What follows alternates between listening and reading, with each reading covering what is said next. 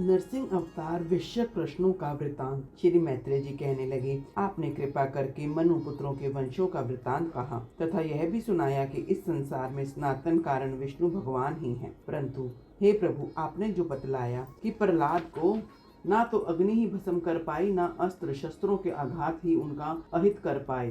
पाश बंद होने पर, सागर के जल में लीन रहने पर उनके हिलने मात्र से पृथ्वी हिलने लगती थी तथा शरीर पर पत्थरों की वर्षा होने पर भी वे विचलित ना हो पाए। मैं उन तेजस्वी महात्मा के अतुलित प्रभाव के वृतांत को सविस्तार सुनना चाहता हूँ। उनके चरित्र से जान पड़ता है कि वे अत्यंत ही धर्मपरायण थे।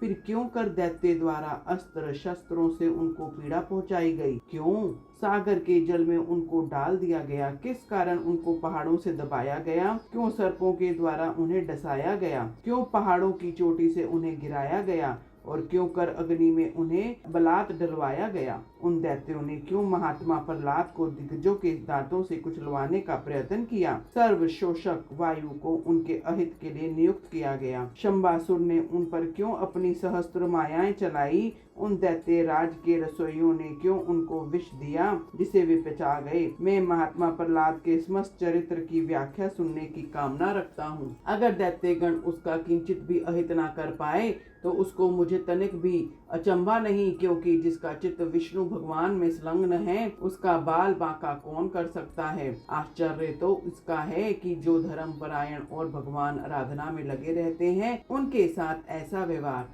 उनके कुल के दैत्यों ने ही किया। उन महाभाग मत्सरहीन धर्मात्मा विष्णु भक्त को दैत्यों ने क्यों इतना कष्ट प्रदान किया? उसका वृतांत दया करके आप हमसे कहिए। जिन दैत्यो राज ने उन पर इतने प्रहार करवाए उनका समस्त चरित्र सुनाइए, जिनकी सुनने की मैं इच्छा रखता हूँ। बोलो श्री विष्णु प्रियाय नमः।